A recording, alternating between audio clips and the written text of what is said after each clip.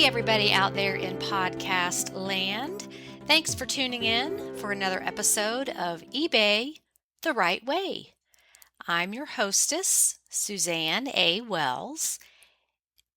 This is episode number 110, and today's date is April 26th, 2023, which means yesterday, April 25th, was the perfect date, according to the ditzy character Cheryl in the 2000 movie Miss Congeniality.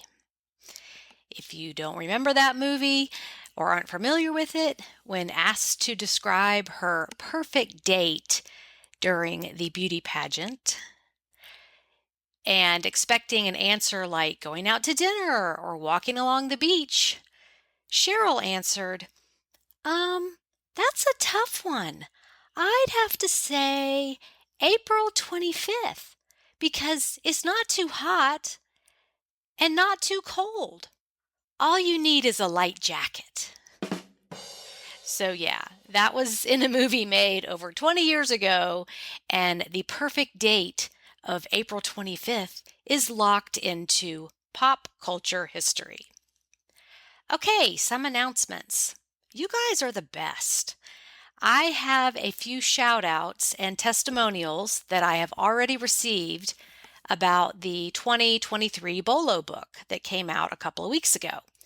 I love how these books help sellers make more money, especially on things that you already have in your home that you didn't know had value. Lucretia wrote in and said, I received my 2023 Bolo book yesterday and saw the item on page 108. And I was thinking, oh wow, there's one of those in my parents' garage that I have been putting off listing. Parents have passed away and I'm slowly going through their garage and house. So I listed it last night and woke up this morning to a sale of $164. Did I price it too low? Anyway, thanks for that information. I also have some of the items on page 31 that I have carried in the back of my car. Wow, who would have thought I could get money for those? They will be going up for sale soon. I love your Bolo books and thank you for that information. And then I got an email from Wendy. She said, thank you for sharing your wealth of knowledge with your fellow eBayers. I enjoy listening to your podcast and taking little tidbits of information from each show while growing my business. I loved the personal note that you put on the envelope that the handbook arrived in. I also leave a little note for the new owners of my family's items, hoping it makes it a little more special for the recipient. Thank you for letting me experience the other side of the personal note. And that's my pleasure, Wendy.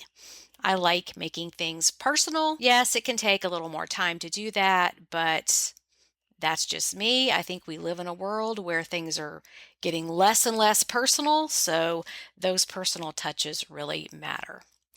And then finally, I got an email from Eileen, and she said, I got the Bolo book in today's mail and really enjoyed going through it. I have 2 of the items listed on page 31 and can't wait to get them listed. The Bolos in this book are the best ones yet. I feel like they're ones that are less well known, which means less competition looking for them. And that is a great point. So the items on page 31 apparently are in people's homes already. So if you have those, get them listed. They do sell. And you can always check my feedback page for the comments left about my books. Thanks to everyone for your trust and confidence in my research. Okay, let's get into the chat with Sonia. Hello, listeners.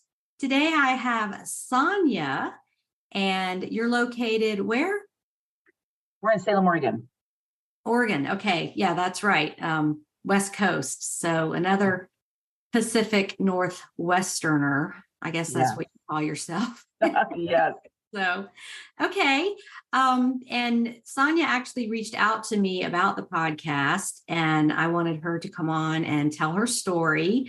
So if you want to just recap, how you found me and the whole situation that prompted you to reach out to me. Sure. Thank you, Suzanne. It's a pleasure and an honor to be on here with you. And I just really, really appreciate what you're doing, especially for women. That was part of my reason why I reached out to you was I had recently started an eBay store. Thankful to my husband for pushing me to be able to do that. He's a huge support on this, thank goodness. And a Wonderful. huge reason why my eBay store got started. I was watching some videos and things on YouTube and was looking for a lady to be able to connect to just for questions for shipping or what to sell or how to sell, how long things take to sell. And I was just driving from Portland, Oregon down to Salem one day, which is about an hour drive. And I thought, podcasts, I don't have to watch something. I can listen to a podcast. And you popped up. And I thought, this is great. So I turned on your audio and a podcast and listened to one that was Leslie was one of your guests. And it Yes. was the one episode where she was talking about finding and really connecting to a photo, not a photo, a painting that she Right. had found in a, what was it, like an antique? It was like they call them antique malls. It's just a bunch of booths of stuff that's not really antique. It just looks rustic and farmhousey. And Okay. yeah, so it was one of those giant buildings where there's like 100 booths to shop. Yeah. Okay. That's where it was, where she connected to this one picture. Right. And the story had gotten me so much. And maybe we can touch on that a little bit, but it had gotten her so much that she went back to it, got in contact with the lady and the story behind it. I pulled over immediately and had remembered you saying, here's your email, and you had done some teaching with your schooling and stuff on YouTube. And I thought, I've got to write you an email. I've got to tell you this. My husband keeps encouraging me, you've got to tell somebody your story. And when it's your own story, it doesn't seem like it's that big of a deal because you're living in it. You're right in the middle of your own fishbowl. But when somebody else is looking in it, he said, maybe it will help somebody else, just like Suzanne's helping you realize from her past, how she started her eBay store. Maybe it would help if you would share yours with somebody. So that's when I wrote you and then continued the audio or the podcast after I wrote you your email. And then it just continued to get more, I don't know, not a coincidence. It was more of, I really believe it was a divine meeting. Right. Yes. Yeah. And I'm a firm believer in there are no coincidences. Things happen for a reason. Sometimes they don't become apparent for a long time. Like you don't realize it at the time, but later you start connecting the dots and it's like, wait a minute, there's too many things here that line up. This cannot be a coincidence. It is so true. Yeah. So you want to tell more? Sure. Where do you want me to start from? Well, that episode kind of captivated you about this painting that had spiritual significance to Leslie. And she was just drawn to it and she just wouldn't go away. And she just kept thinking about it. So you thought that was really a cool story. But then it was the name of the town where she found the painting that really got you. Yes, that is true. So while I was listening to the podcast and when I heard this voice, we unfortunately had lost our 26-year-old daughter to complications of COVID in November of 2021 and completely left our family very, very devastated, and her husband, and very tragic, really hard. I can go back to that and when that happened and then how my eBay store started and why. Okay. In just a minute. But the significance of that podcast was I audioly heard in my head our daughter, Taylor, saying, Mom, you've got to write an email. You have to write her. You have to write this lady an email. And then my husband, of course, has been really encouraging and saying that somebody else could really benefit from your story. You've got to tell it somehow. And so I pulled over immediately. I wrote you an email, stop the podcast. And it was right at the point where Leslie was talking to the lady that she actually found, she got back in contact with, who was in the painting. Totally wild story and completely not coincidence. Right. And after I wrote you the email, I just kind of took a big, deep breath. And then I thought, okay, I have no idea what's going to happen now. We'll just see. I mean, maybe you don't even check your emails. I don't know. And I am a good communicator, because I personally hate when an email goes into the black hole and you don't hear from anybody. So that is so nice. Again, I don't believe it was coincidence. You were exactly the person I needed for my business and at the moment, for sure. Turn the podcast back on, and the gal who was in the painting had said, "Where did you find this painting at? Where in the world did you find this at?" And she had mentioned it was in Taylor's, North Carolina? South Carolina. Taylor's, South Carolina, which is just outside of Greenville. Okay. Yep. So she's, I literally, I heard that, and when you hear something and you're like, that couldn't have been right. So I stopped the podcast. I rewound it. At that point, I pulled over again and re-listened to that one specific piece 7 different times, and thought, oh my gosh, they're saying it is Taylor's. So I looked it up. I Googled it. Oh, yep, for sure. There's a Taylor's, South Carolina.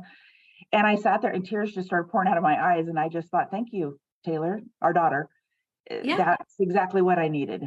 It's exactly what I needed. The name of the town where Leslie found the painting is your daughter's name. Correct. Yes. That's not a coincidence. No. And then the lady who was in the painting, who posed for the portrait, had mentioned that her son was 3 and he died in a tragic train accident. And it was just like that morning, she was wondering where that painting went, or it was his birthday, or she was trying to find, I can't remember that portion of it. I've got to go back. The day that Leslie reached out to the woman in the painting and connected with her was the little boy's birthday. Oh my heavens. See? Yeah, that exact day. Yeah.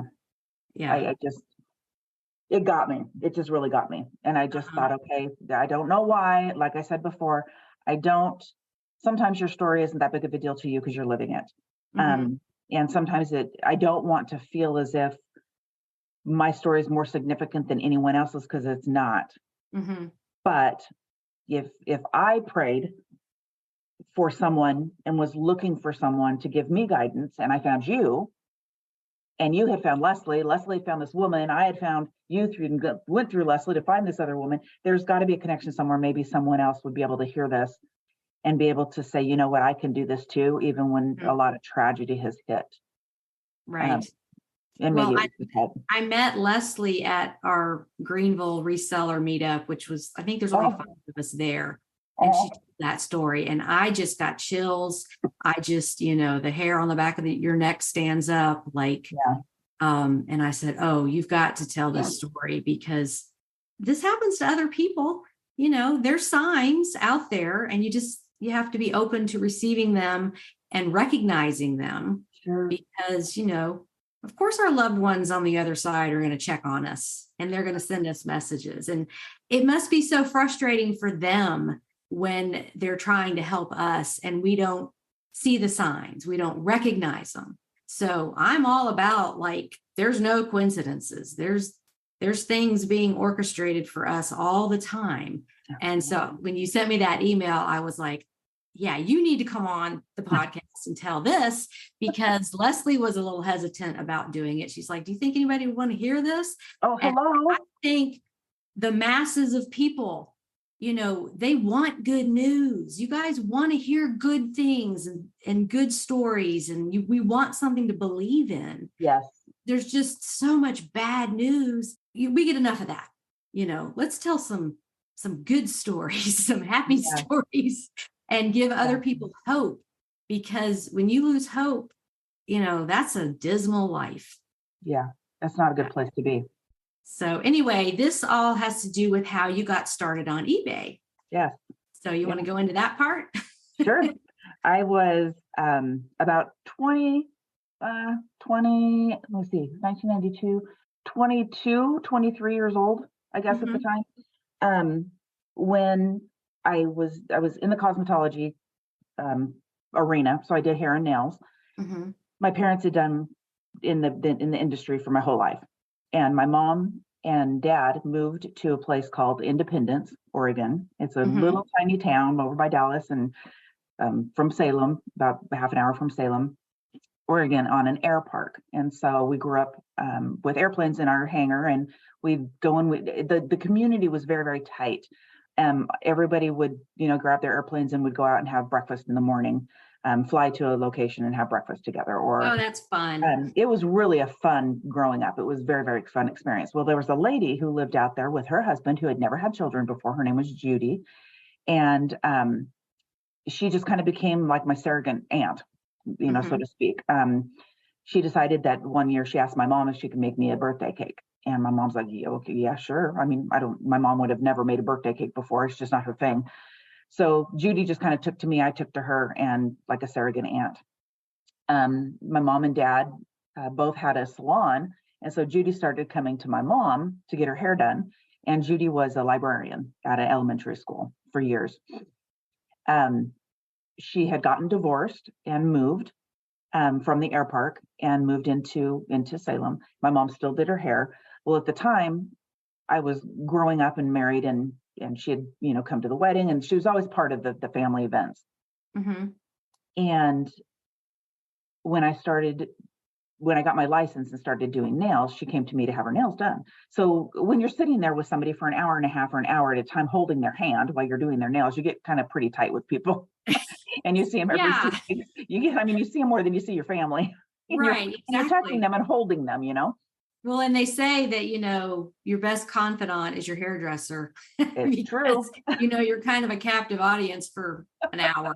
So you kind of unload all this stuff on them. So you get that as a nail tech too. Absolutely. Yeah. So I think with my age, I was more of, she was like my aunt, and I was like her, niece.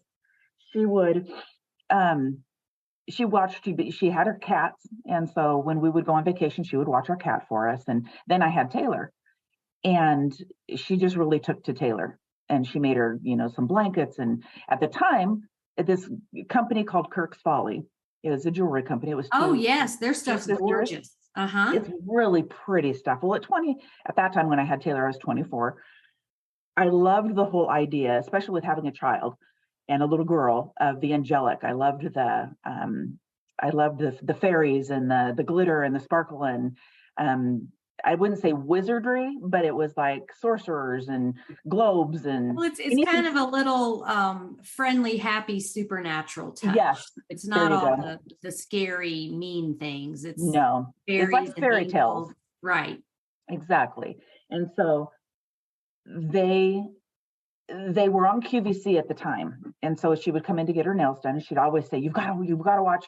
QVC is going to be on today, and Kirk's Folly is going to be on like at 1:00 this morning. So you got to set your alarm." And so I'd set my alarm at my house. I'd get up at 1:00 in the morning and watch it, knowing that she was watching it too. And she loved this stuff. They were her people, so to speak. And again, she was single at the time. She had gotten divorced. She never did remarry. And so she started collecting all of this stuff. Well, she would bring it in to me when she'd come get her nails done.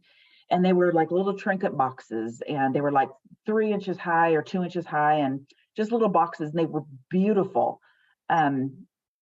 Gorgeous jewelry, she loved bling, and I always called her my fairy godmother. Well, she brought me one day a bag of glitter that they sell, and gold glitter, and I decided that I would take it, and that's what I would put when Taylor lost a tooth, that I would sprinkle some on her bed and blow some on her face, and I'd leave her a little note from the tooth fairy, and tell her that that's what the glitter that fell off the fairy's wings. As she got older, she was like, "Mom, that was not good to be doing."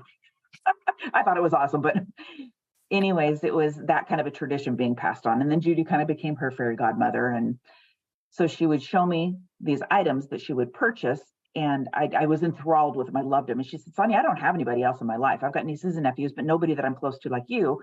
I would like to leave you my Kirk's Folly collection when I pass." Well, I'm 20 years old. And at the time she's 40? Yeah. At that age, you don't think your life or your loved ones' lives are ever going to end. Like, I'll speak forever. Exactly. So at the time, she had asked me also, shortly thereafter, would I consider being her executor to her trust when she passes? Again, 22 years old, sure. 24, I'll do, sure. That sounds great, not a problem. Well, years go by, she was there for Taylor's graduation. She was there for, Taylor's school, and collecting more and more and more of these items, and everything and anything from home decor to personal stuff to, oh my gosh, jewelry, trinket boxes, wind chimes, you name it. They just have a collection of absolutely everything, and it's just whimsical and fun. Mm-hmm. And I knew she had a lot, but I had no idea. Well, Judy was the type of person that didn't have a lot of people into her home at all. She had said it was due to the fact that she decided she needed to clean her house about 35 years ago, and she still hasn't gotten around to it. So there was, let's put it very, I want to be very honorable to her since she has passed, but it was, to say the least, there was a lot of stuff in her home. Mm-hmm. And so she had a collection of people who were going to be helping her when she did pass. Well, I had gotten a phone call. Let's see, our daughter had passed in November of 2021. And I had gotten a call from Judy in April of 2021, so a few months before, saying that her ovarian cancer was back with a vengeance. Oh, no. She had had it 4 years before, and she had went into remission and was doing really well. Well, it had come back, and it was not good. And she was doing everything she could. So that was in April of 2021. I got another call, and I had kept in contact with her. Does she need anything? Is she okay? All that stuff. Got another call from her before Taylor's service, saying that she couldn't come just because of COVID and because of her condition. But Taylor had a wide range of people that she knew. So we broadcasted it on Zoom so that people who weren't in the state could be able to be there. Right. And because of COVID, people funerals, services, memorials, all that was so messed up. And it was.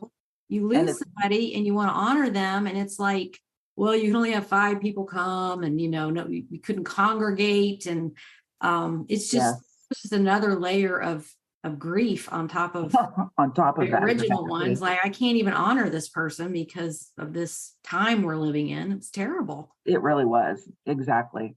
Well, I had contacted her again after that, and she had said, Sonia, I'm so sorry. I know Taylor just passed. So now we're into December, and I'm in a complete funk. I mean, Taylor was biologically my only child, and I married the love of my life, and he's got 2 daughters, and they've become just like my daughters. I mean, I love them. Thank you, Lord, for them, because they have been amazing through this whole thing. And I think our relationship's gotten closer. But both of us were down with COVID, and we had been exposed.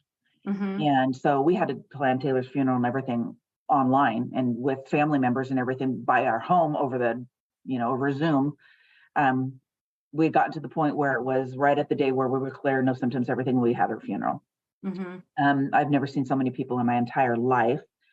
And so when I talked to Judy, she was so distraught and so upset. And she just said, I'm so sorry for Taylor, but Sonia, I have to tell you, I'm going downhill. I'm not well. And are you able to do this for me? You had mentioned that you would be able to take the financial portion of my trust and be able to deal with that. I honestly really sat and said to my husband, I can't do this. I can't mourn my child, my adult child, and take care of Judy at the same time. He said, Sonia, you made a promise 20 years ago. You've got to hold to you really do. What are you going to devastate her? And he's right. I said, no, I've got to do it. And I've audibly heard again, Mom, you've got to take care of somebody else. You can't sit here and do this with me. And that's the thing, is maybe it shifted the focus a little bit, because when you're grieving like that, downtime is terrible. When you're busy and engaged and moving and, doing laundry and doing things and being around other people, you can handle it a little better. It's the alone time that is so horrible. Yes. That's exactly right. You're exactly right. Well, I said, of course, absolutely, I will. Well, I went and saw her. She was in the hospital. Now we're into January 2022, and she never did come out of the hospital. She went directly into a facility, and I took care of everything of her financial it's really hard to jump into somebody's financial stuff. And then on top of it, her home. And her home was definitely, she had accumulated a lot of stuff from QVC. She was a big advocate for charities. And so she had a lot of her items that she purchased from QVC, she was going to be giving away. And let me just interject this. Sure. Dealing with her financial information. That's hard. I mean, numbers are not easy to deal with for most people. But when you have suffered a loss and you have been in deep grief, it changes your brain. Oh, you can't focus. You can't. I remember, mourning Bob, and just, the days right after it happened, I was like, okay, today I'm going to get up, I'm going to get a shower, I'm going to get dressed, and I'm going to list one thing on eBay. And if that's all I do, then that's okay. And then over time, you can do more and more, but it does change your brain chemistry where you can't even think. So I commend you for taking that on in your period of deep grief, dealing with her finances, because that's not easy on a good day. No, not at all. And you're absolutely right. I mean, setting a goal, I'm just impressed with the fact that you could even continue doing your business. Because you just kind of want to check out, and doing one thing is very difficult. Well, I did half days, and I would just force myself to be engaged because, eBay is my passion. It's what I love. And so I didn't want to lose that too. That was, and then we're in the middle of COVID where everything shut down. You can't even go anywhere. And I remember thinking, when this is over and everything opens, I'm going to get a free hugs t-shirt.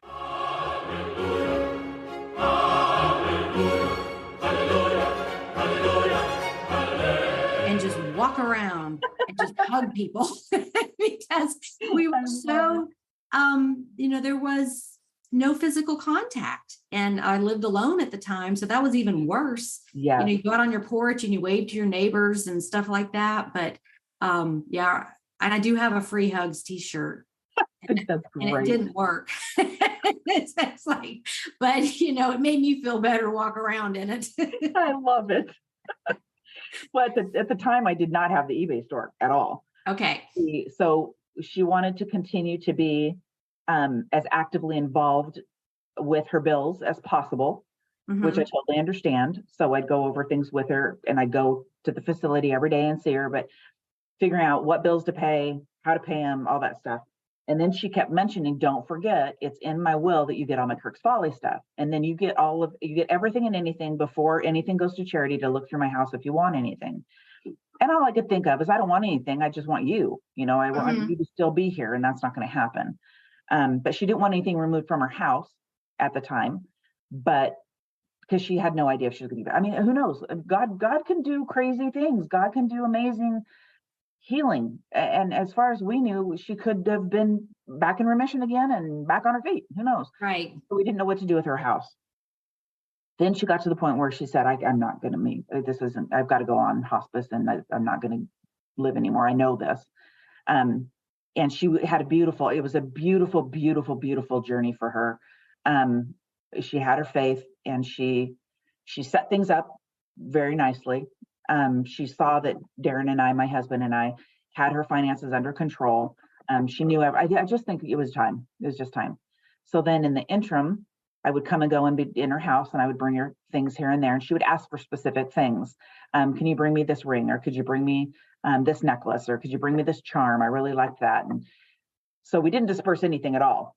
So it was things that brought her peace and joy, and just, joy. And in her last days, she could just have those things and look at them. Yes, exactly. And Kirk's Folly was one big one. It was just one big one. And they were her people. I mean, she'd watch them on TV, and that was her little, what do you call them? Her peeps. Yeah. Her tribe. Her tribe. Exactly. So when she had passed, going through her home and collecting all of this, because I had to get all of the stuff out before she had some friends coming through, and they were going to be the ones who were responsible for getting stuff out to the charities, for donations and stuff, and cleaning out the house and whatnot. So we all knew that I needed to come in and get this stuff out for, oh my goodness, thousands and thousands and thousands of pieces of jewelry. and items and house decor and globes and prisms and you name it. I can't even explain how much stuff there was, but she loved her Kirk's Folly. She loved her Kirk's Folly. So I accumulated. I had no idea where I was going to put it. At the time, we lived about an hour away, and we had been talking about moving back to Salem, being closer to my mom and being closer to our girls. And I had all this stuff. I had no idea what to do with it. On top of grieving for Judy, on top of grieving for Taylor, it kept my mind off of it a lot. It helped. I think more than anything, I wanted to be strong through it and give back to Judy and have her passing be as peaceful as possible, knowing and giving her the feeling that everything was going to be taken care of and to not have her worry about anything at all. I didn't have that option with Taylor. So something inside of me was just really urging me and to do whatever I could to make it as easy on Judy as possible. But which kept my mind off of it. On the other hand, you're like, God, how much more do you think I can take? Yes. Yes. We've all had those times in our lives where it's like everything just blows up and all these unexpected things happen. And it's just like, how are you even sitting here right now? Yes. It was just so much at one time. And emotional stuff is just so exhausting. Exactly. Just how do you go on and do what you need to do every day? It's the hardest thing. I'm not a number person at all. I mean, to balance my own checkbook was a nightmare. I mean, it was, so to get into hers, and I really had a reason. I think it was, number one, I wanted my husband to not think I was a fall apart mess. Mm-hmm. Two, I really wanted to be a really good example, whether Taylor was here or not, and our girls who are here, to show them that you can do some hard things and there's a time to fall apart and a time when not to. Right. That you've got to get some stuff done. And I think to show myself that how I may have been stronger than I thought. And that grieving and being able to serve someone else, and that's what I kept hearing Taylor say, serve someone else. If you serve somebody else, you're not going to hurt. And it'll help you heal. And then I get angry with that. And I would find that I would get angry, with all the stuff that I had to go through with Judy and all of the not understanding the attorneys and the trust and annuities and Roth IRAs and market accounts and money market accounts and all this stuff. And I've learned so much.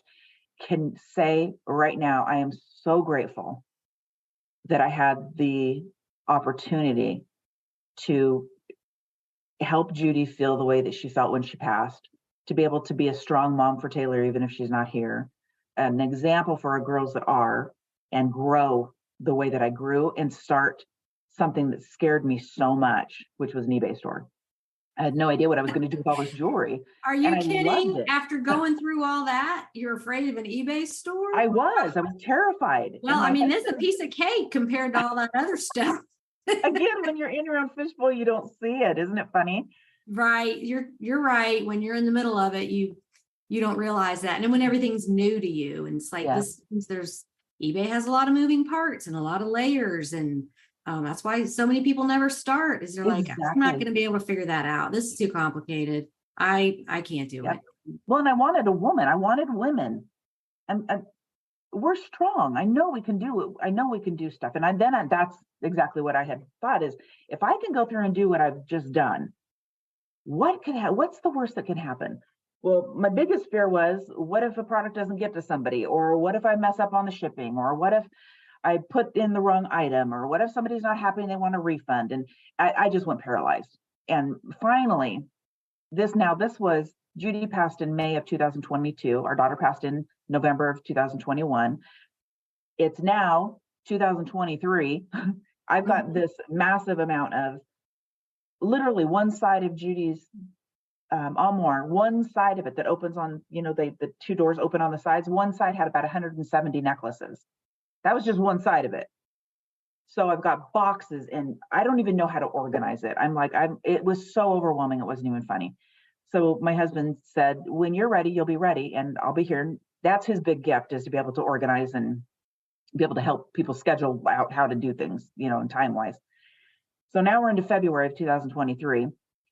And he says at this point, so before Judy had passed, we decided that she was thrilled. She has a home, and it was in Salem. So we said, why don't we just buy the home from the trust and then move into it and fix it up and live in it or sell it or something. And Judy was absolutely, completely, totally thrilled.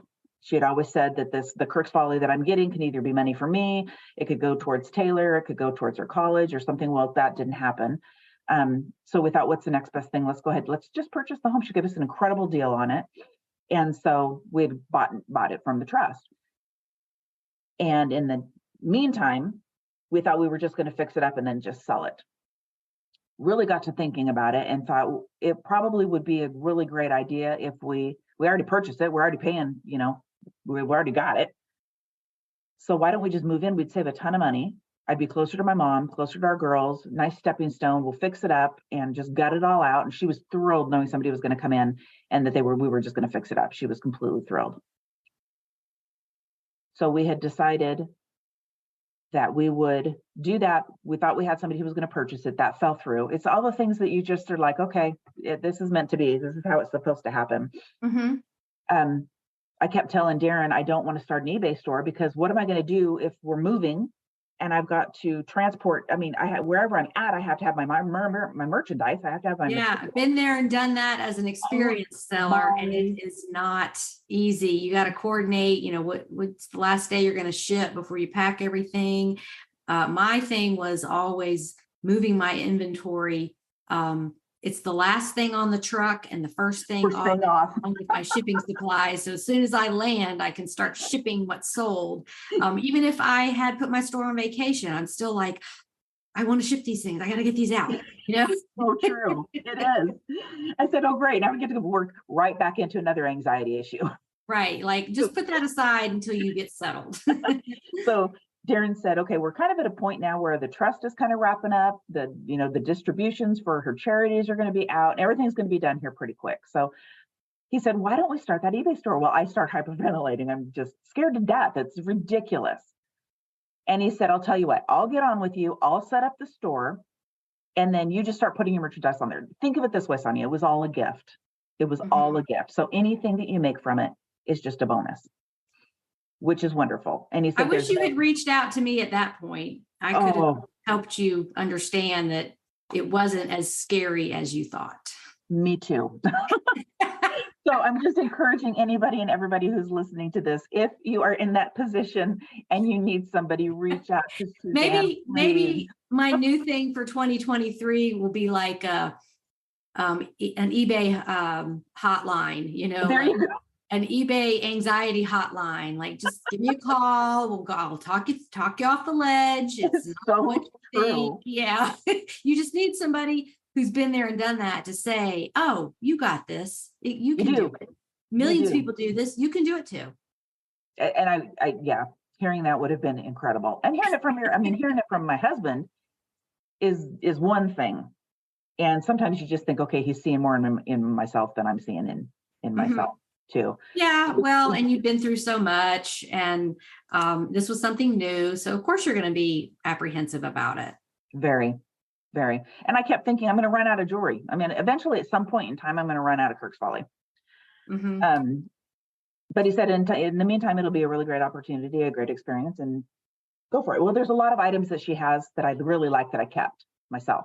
But I could not, honestly, from head to toe, decorating my home, I could not wear a different pair of earrings, a necklace, a brooch, a ring, a bracelet, an anklet, anything for the rest of my life, every single day, and not go through all of her stuff. I just couldn't. And so then I thought, there's got to be other people out there that love this as much as she did. And if that's the case, that's what she would love, is to have her pieces go across the world. She had traveled to Ireland, and she loved that. She loved her Irish heritage. So to know that some of her pieces are traveling across the world and in other places, I think would make her incredibly happy. So we set up the store. I started putting things on, and it was the beginning of February. And February 7th, 7 days later, we didn't start it. We just kind of started putting little things. He goes, start with the little things first. Well, she had a whole bag of thimbles that had they were beautiful thimbles. I mean, beautiful crystals and beautiful enamel that was painted on them, and a mermaid on top of one, and another one had a big dragon, like a sorcerer, just angelic fairy tale. How do you make a fairy? How do you have a fairy tale angelic? Anyways, the dragon was fairy tale dragon, and oh my gosh, you name it, cats, butterflies, dogs, frogs, cupids, anything on these thimbles. And he said, let's start simple and let's put it on, put that on first and do it on a bid. And let's just see. I'll never do bidding again. I just have a really hard time with that myself. I'm not good enough at it yet to know how that all works. No, and it's kind of anxiety producing because you don't know what price to start it at, like what's the best case scenario, and then maybe you don't get any bids and you feel like you failed, and it's not that, it's just the right person didn't see it. There's a lot of aspects of auctions that just don't work for people, That's exactly what you said is exactly how I felt. So true. Well, we went through that whole episode. Every single solitary one of them sold, but one. I think one or two are still up on my store. Mm-hmm. But the first one sold 7 days later. And I think, let me see, we started my store 1st of February. I think it was February 7th or 6th. And then I think the first one sold on the 7th. Mm-hmm. And it was this, big dragon thing. And it sold for $34 a thimble. It's 1 inch tall by 1/2 inch wide, a little thimble. And you would have thought we were celebrating the coming of Jesus. I mean, we were so excited that this little thimble sold. I'm like, oh my God. That's your first sale, is because then you're convinced this works. Yep. Somebody somewhere is going to want these things I have, and they're going to pay for them. And it's, every day I'm in awe of like, oh, I found this hat at Goodwill for $1 and it sold for $125. And the guy who bought it was totally happy and that's what he wanted. And I get to do this for a living, and that's really exciting. Yep, exactly. I just kept saying, I can't believe what people like, what people want. And it's such a diverse array of things that she has. She has a lot of things that are very angelic, and cherubs and angels and fairies and fairy godmothers and fairy dusts and beautiful stones. And they're just, it's beautiful, gorgeous stuff. I thought, okay, there's got to be people out there who really do want this. This is crazy. All right. Mm-hmm. The next time something else sold, well, my first goal was $300. And I told Darren, we got to make a goal. We got to have something fun to do. Maybe we'll go out to dinner after we have $300 worth of sales. And that'll take a while. It'll take a little bit. And I wrote this down. Where was it? It was 7 days later. So it was the 14th of February. I was at $357. Valentine's Day. Oh, wow. Yeah. And I was thrilled. And you get caught up in the moment. And I think it was what I got super, super excited about, it's really funny, is I still had no idea how I was going to organize my inventory. I was all over the place. It was a nightmare. Got online. This is where I think, again, if you're having any trouble knowing how to organize something, YouTube is fabulous. You're fabulous. To be able to get ideas from other people who've already been through it. Let them go through the pain. Let us go through the pain. I finally found somebody who had an organization of how to do her inventory for jewelry.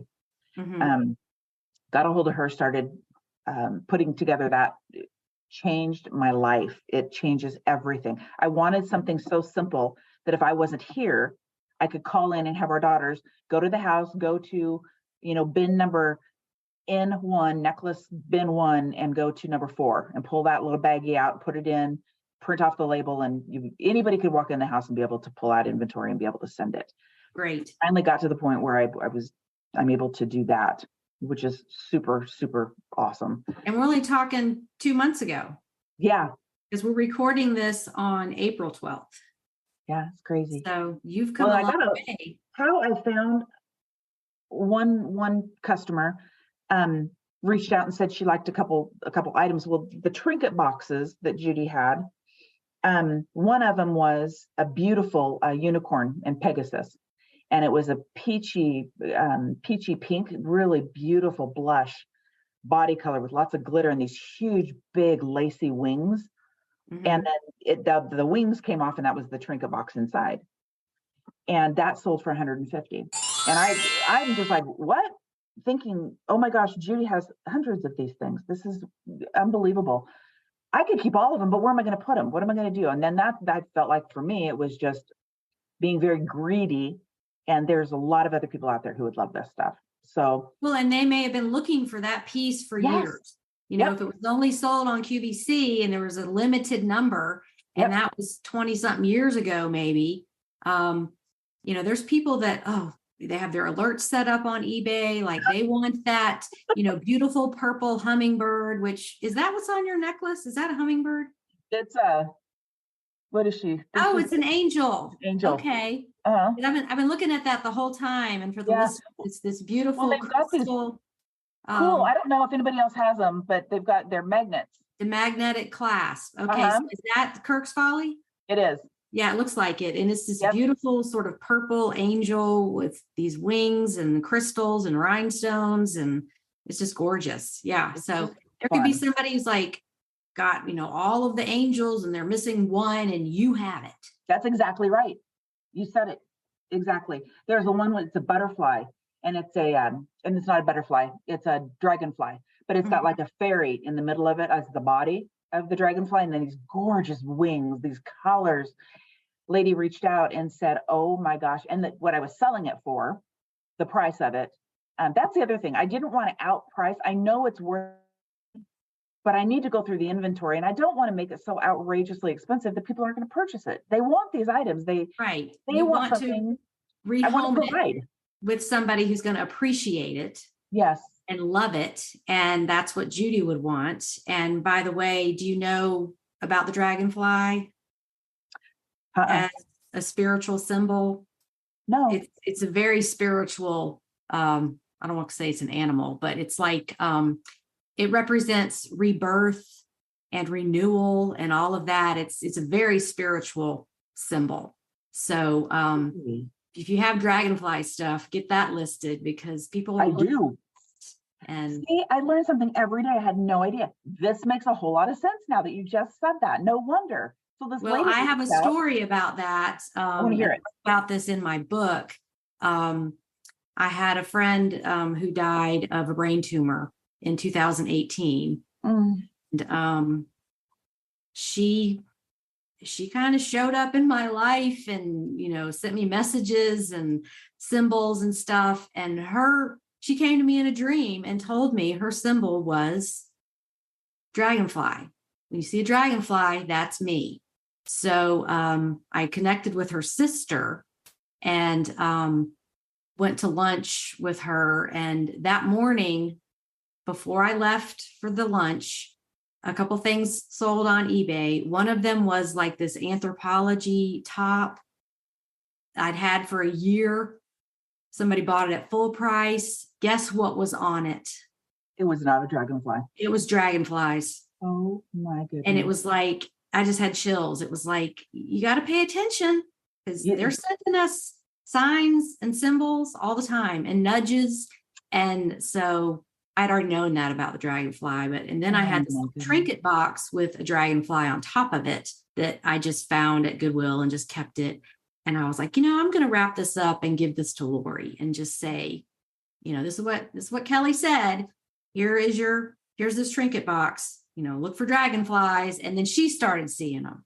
So yeah, I know I'm probably like off the charts believing in all this stuff, but you know, belief is what gets you there and is what gets you through things. So anyway, that's beautiful. That helps put meaning to what had happened then.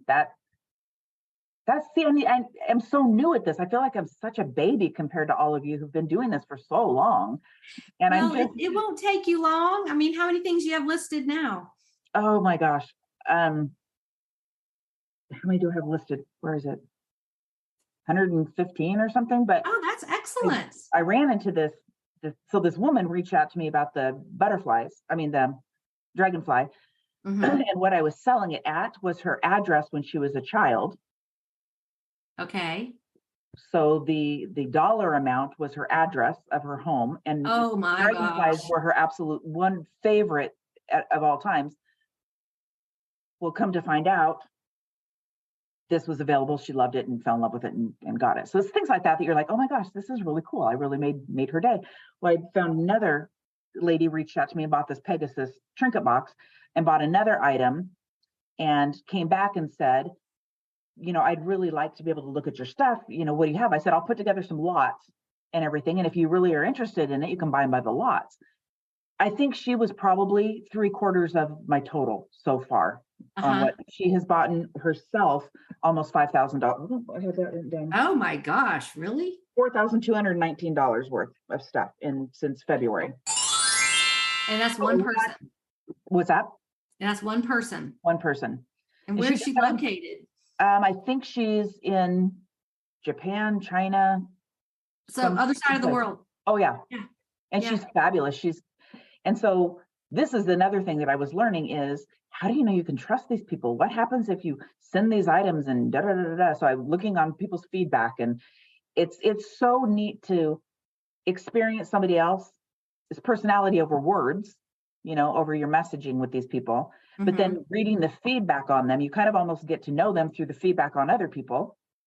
Then I'm realizing how important the feedback is, for the buyer and the seller, because had I not read all of the feedback about what other sellers were saying about her as a buyer, I wouldn't have trusted to work with her the way that I did.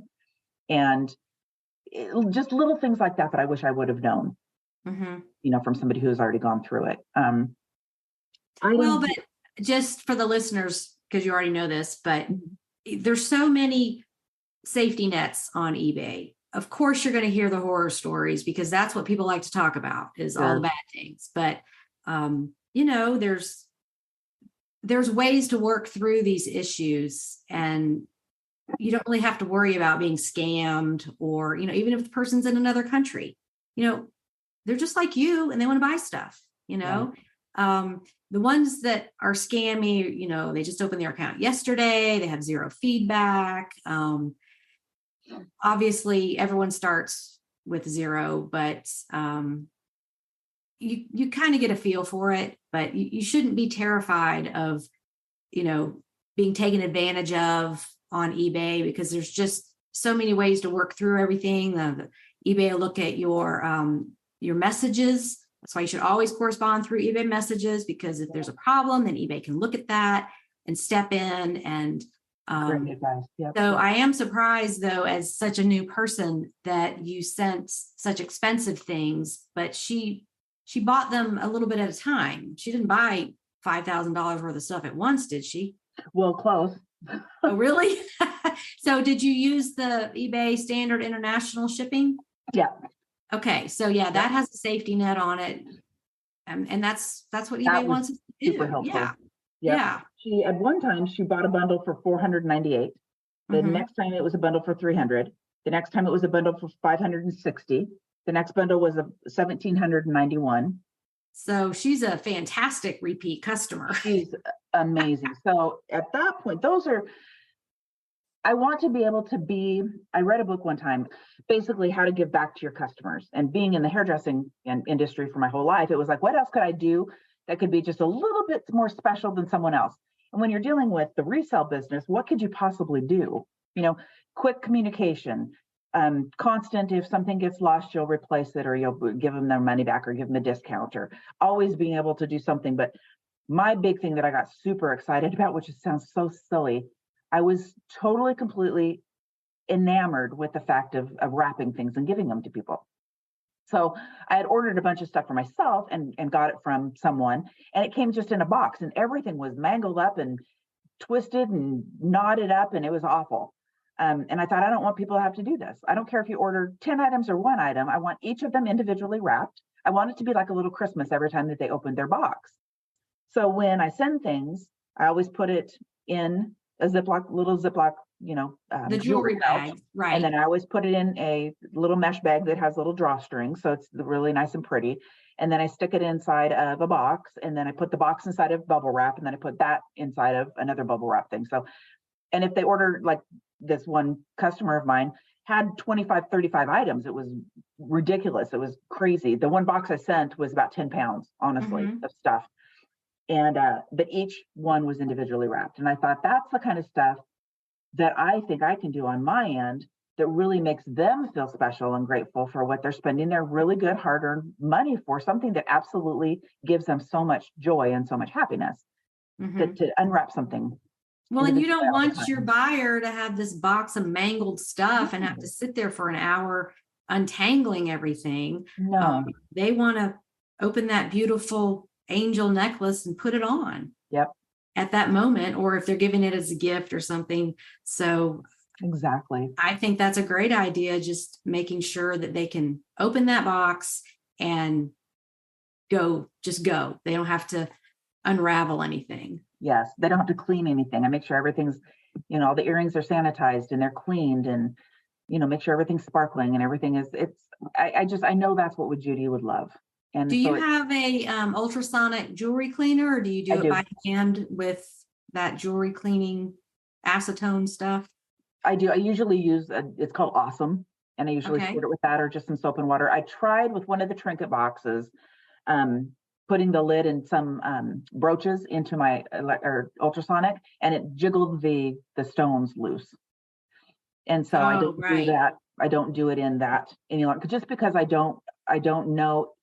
Even if they don't fall out here, are they going to fall out on them in a couple of days? Because I did this. So I do everything by hand, and sanitize it and clean it. And I use Barbicide, and I use Cavicide is what I used to use when I was in the hair industry to make sure. Oh yeah, Barbicide with you keep your combs and brushes. Yep. Yep. Cleaning we all sit there and stare at that when we get our hair done. Exactly. That's it. So cleaning a lot of that stuff like that. Yeah. Just to make sure it's all clean. But that was the funnest part for me too, is just knowing I can send it from my end, send it with love, release it, and let it go do whatever it does, from there. And I think Judy and Taylor are smiling on you right now because, you picked yourself up and kept going, and it seems like you're doing something you really enjoy. I do. I am. Thank you, Suzanne. I am. Because they want to see us happy. They don't want to see us sad. But it's hard to get over that hump and find that happiness again without feeling guilty that you're not mourning every second of the day. Like you feel guilty that you didn't think about them for an hour, Yep. A day's not going to pass where you don't think about these people. No. Their pictures are everywhere. They're part of your life, but we're still here. We got to keep going and find happiness where we can. You're absolutely right. So true. And exactly what you had just said, that, oh my goodness, I found joy in something today. And I'm not sad for a second. You almost feel guilty. And that's not what this is all about. That's I dealt with that a lot. You feel like you're not honoring them. And yes. That's perfect. You don't just honor them on their birthday and the day they passed. You're honoring them every single day by going on and, finding joy in the world when it can be really hard to do. Yes. Yep, exactly. Okay. So are you selling other things besides the jewelry now? No, I'm not. My husband decided at this point, he's like, you're having way too much fun. We've got to do something. So he's been looking into auctions, and we've been going to estate sales together. And then he's got his store that he's going to be putting together as soon as we get the house done. And like I said, we're gutting out the house that we bought from Judy and fixing it up and living in it while we're doing it. So it's kind of a chore, but it's fun. But he's got a store, and we're going to be able to have our other girls involved in it and have a bigger variety of things. But yeah, he's going to go through eBay and doing that too. So we're kind of walking through the hardships with the Sonia's treasure chest. So with all of Judy's items, are they still there in that house, or do you have them in a storage unit, or how's that work? Right, you can see right behind you. I see that behind you. She's got some very neatly stacked clear Tupperware Rubbermaid type things. So it's very organized. And the thing about jewelry is it doesn't take up much room. I mean, when you have that much of it, yes, but like shoes and heavy coats and things like that take up a lot of room. You don't have that with jewelry. You can fit a lot in that. It's about the size of a shoebox, looks like. Yep. Is it Sterilite? You can fit probably hundreds of pieces in one of those. Yep. So I've got them all organized in necklaces, and then I do a number system in eBay so that I know when it comes in what bin to go to and what number it is. I can do my little like clothespins, and then put a number on those, and then take the clothespin off and then reuse that clothespin for the number for the next item that goes in there. And it's easier. I mean, for me to be able to traveling back and forth from our home base in Portland, which is an hour away from Salem, I had to have everything with me. Plus, you know, if somebody does decide to buy a big purchase, like my one customer did, I've got to have boxes. I've never had so many boxes. I just travel with boxes and bubble wraps all the time. Yeah, you can always use it. Mm-hmm. Might as well keep it on hand. You know, sometimes it does get out of control. The other day I was like, okay, neighbors, I got enough boxes now, but I don't want to tell them that. Like, I don't want them to stop giving them to me. I just take them to the recycling place when I get too many. It's like, you know, I don't want to cut off that supply of free boxes. No, never. Keep it going. Right. It's amazing what I think will sell and what doesn't. I have all of Judy's stuff on there. I still have more I'm going to do today. I was very, very consistently, I'd heard for so long to at least do 10 postings a day minimum. And at the time trying to move and do what we're doing, 10 is a lot. Plus I'm still learning about the product. I've got to do a lot of research. Google Lens is my best friend, to be able to reference, you know, what sold, when it sold, how much it sold for, and all that. Is it a vintage item? Is it not? And yes. Sometimes jewelry can be tricky to photograph too. Yes. Yeah. Because you want to make sure that you get the right coloring on the stones, and, you know, that they're not looking too washed out when they're really vibrant, or they look yellow because yes, up the yellow light and all that kind of stuff. So it's really silver. I promise. It's not gold. Yeah, there's an art to it, and it takes a little while to figure out all the tricks. No. So, but you're doing 5 a day, so that's a lot. Yeah, I feel like it's plenty at this point. And things that you don't think would sell. I mean, I did a posting last night. Now I'm into I wanted to save it for the time of holidays. But at one point I thought, I mean, my husband even said, people will buy Christmas stuff now. They want it sooner than later. So absolutely, get it on there. Holy moly, getting all that on there. And again, another symbol sold, boom, just super fast this morning. And a necklace that I think, it's a little, it's like a little acrylic bottle with the Santa Claus in the middle of it, with a bunch of glitter inside of it, with a cork on top of it, with a bunch of hanging charms over the top of it, and a red ribbon, and it's the North Pole, and a reindeer, and a tree, and a dove, and all this stuff. And I'm just like, oh my heavens, sold immediately. And I'm like, what? Well, see, that's the thing is, I say Christmas sells all year. So I know you're prioritizing because you have so much to do, but somebody could have had that, or their mother had it and it got lost in a move, or, you know, went down the drain or whatever, and they just want to replace it. It doesn't matter if it's Christmas, Halloween, Easter, what it is. They're looking for that item. And, you know, I challenge all the sellers out there with their death piles, we call them. You don't know what is in that pile that someone is just sitting there waiting for. Wow. And you may be the only one that has it. If it's clothing, like you have the only one in that size and color or whatever it is, or like, you know, jewelry can be very sentimental and emotional to people, especially if it belonged to someone they love. And I hear that all the time with things I sell. It's like, oh, my mother had one of these and somehow it got lost or destroyed in a flood or a hurricane. And, you know, thank you so much for offering this, because now I can have that in her memory and all this kind of stuff. So that's wonderful. That's jewelry is very emotional to people. Yeah. Yeah. So well, anyway, I have now you know Christmas sells. Yeah, all the year round. That's right. So I've got her Kirk's Folly in there. I've got some other items because I know I want to keep this going. And there were a lot of other items that I had gotten to that aren't Kirk's Folly, you know, from her too, or that I'd just fallen into. So, but right now it's mainly the focus is on the Kirk's Folly. So good for you. I just encourage people, if you're afraid and you are scared to death and you get paralyzed and you don't know what to do, reach out, watch Suzanne's YouTube videos, listen to our podcast, listen to other people. It doesn't have to be as scary. And you walk away feeling really, really good about what you're doing. And it's amazing the kind of income that you can make. Like with this house that we're redoing right now, the income that I'm making with just in the last couple of months is going to buy our whole entire appliance packages for our kitchen. Wonderful. And that's helpful, or for a struggling mom, for like you had said with your story, Suzanne, to grab everything and anything you can that you're not using anymore. Why not? Yeah. I think eBay, it serves so many purposes, and it really does change lives. Yes, I agree. I wouldn't be out doing all this preaching about it.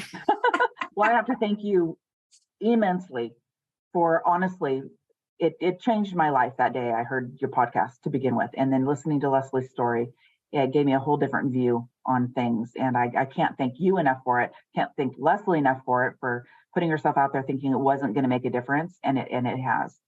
It does. And you're probably one of many. Oh, yeah. And I am 100% sure that people hearing this are going to contact me, because what you say, your experience, is going to resonate with them.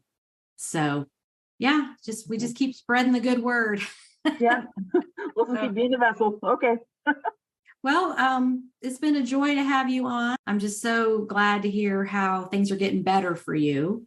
Thank you. And you have a fun new hobby that seems like you love. I do. I really do. Okay. And well, thanks you. Thanks again for coming on, and email me anytime. Okay. Thank you, Suzanne. Bye. Bye-bye. Thank you again, Sonia, for listening to the podcast and reaching out to share your story. Since Sonia talked so much about Kirk's Folly, today's trivia question is more of a do you know? What do you know about the Kirk's Folly company history? Jewelry people might already know this, but I'm just going to throw it out there anyway. Here are a few seconds with some fantasy-inspired music for you to think about it.